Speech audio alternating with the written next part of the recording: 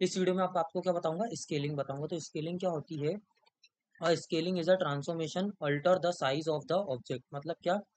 Just size को change कर देना। जैसे ये छोटा साइज है, इसको बड़ा साइज कर देना, या फिर बड़े से छोटा कर देना। बस इसको ही क्या बोलते हैं? स्केलिंग बोलते हैं। Scaling of a polygon required a multiplying. इसमें क्या करते हैं? सिर्फ मल्टीप्लीकेशन हमको करना होता है। ओल्ड वैल्यूज को ओल्ड वैल्यूज को जैसे ये मल्टीप्लाई करेंगे तो हमको क्या मिल जाएगा? नई वैल्यूज मिल जाएगी।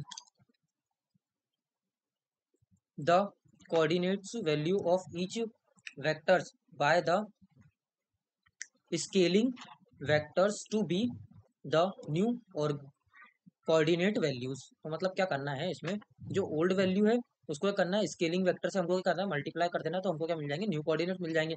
एक्स डेस के लिए भी ऐसे करेंगे, वाई डेस के लिए भी सेम ऐसे ही करेंगे। अब होता क्या है, अगर जैसे मान लीजिए हमारा जो स्केलिंग फैक्टर है, स्केलिंग फैक्टर है एक्स का, अगर वो क्या है? जीरो से बड़ा है तो, और स्केलिंग फैक्टर क्या है? वाई का वन से छोटा है, तो क्या होगा? जो साइज होगी वो कैसी मिलेगी अपन को? स्मॉल साइज मिलेगी। अब मान लीजिए स्केलिंग फैक्टर एक्स और वाई का अगर क्या है? वन से बड़ा है तो साइज कैसी मिलेगी? इंक्रीज मिलेगी।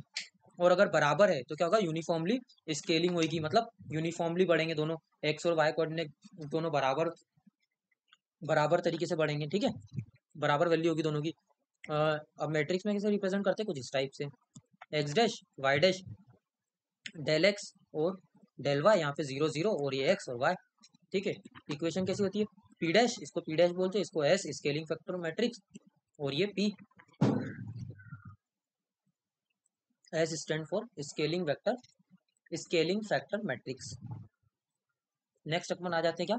रिफ्लेक्शन पे। तो रिफ्लेक्शन क्या होता है? Just mirror image. जो मिरर इमेज होती है बस उसको क्या बोलते हैं? रिफ्लेक्शन बोलते हैं। जैसे मान लीजिए हमारा बी है, इसको हमने मिररिंग करी तो क्या हो जाएगा? ये कुछ इस टाइप से दिखेगा, बस इसको क्या बोलते हैं? रिफ्लेक्शन बोलते हैं। Reflection is a transformation that produce a mirror image of an object. जो मैंने बताया आपको, the mirror image of the 2D reflection is generated reflective to an axis of the reflection by the rotation the object 180 degree. इसमें क्या होता है?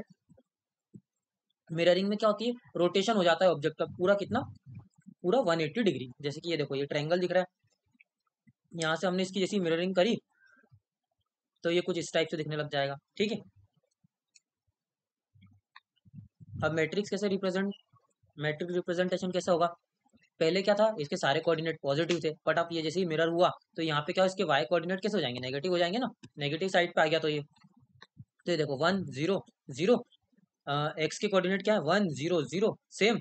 Y के coordinate 0 -1 और 0। यहाँ पे क्या हो गया? ये -1 हो गया। और ये कौन से अपने? ये क्या होते हैं? अपने डमी कोऑर्डिनेट्स होते हैं, ठीक है? सेम ऐसे ही अपन ने इसमें करा। ये अपनी रियल ऑब्जेक्ट था, यहाँ पे आया, यहाँ पे क्या था? एक्स कोऑर्डिनेट भी पॉजिटिव, वाई कोऑर्डिनेट भी पॉजिटिव थे। बट इधर साइड आके क्या हो गया? एक्स कोऑर्डिनेट कैसे होगा? ये नेगेटिव होगा। तो यहाँ पे एक्स एक्स कोऑर्डिनेट को कर दिया अपने -1 कर दिया, और बाकी सारे पॉजिटिव।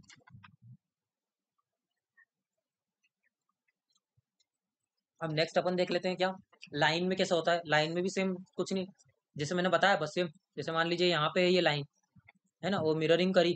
पहले ये एक्स पूरे पॉजिटिव कोऑर्डिनेट में था, तो अब ये जैसे ही मिररिंग हुआ तो ये किधर आ गया? एक्स का तो पॉजिटिव कोऑर्डिनेट है, लेकिन वाई का कैसा है? Negative coordinate. तो देखो ओरिजिनल में कैसा था? 1 0 0 1। अपोजिट करा तो क्या होगा? 1 0 0 -1। ऐसे ही सेम ये सारे क्वेश्चन है, ठीक है? उसके बाद आ जाओ अपन शेयरिंग पे। तो शेयरिंग क्या होती है? शेयरिंग मतलब क्या? जस्ट चेंज कर देना। मतलब जैसे शेप मान लीजिए इसका रेक्टेंगल शेप था, बस इस शेप को अपन ने जैसे हल्का सा भी चेंज कर दिया, किसी और शेप में कर दिया, तो ये क्या हो जाएगा? शेयरिंग हो जाएगी। इसको पढ़ लेते हैं अपन। The shearing transformation destroy the shape of the object. Destroy the shape of the object मतलब क्या?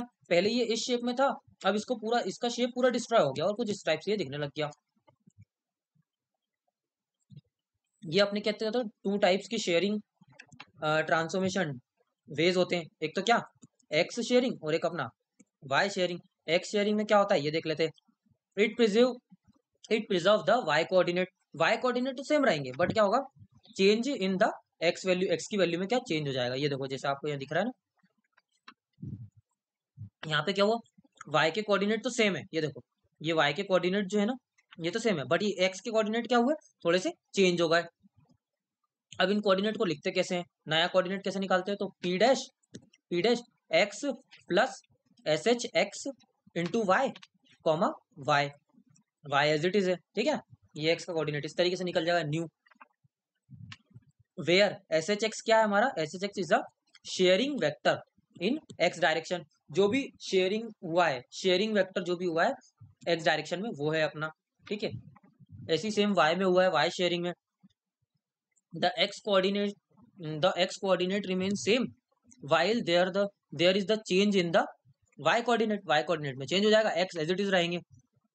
तो इसका फॉर्मूला भी मैं आपको दिखा देता हूँ, ये देखिए पॉइंट की इक्वेशन, तो क्या p point p dash x as it is, y में क्या करा y plus s H y into x, ठीक है, ये हो जाएगा।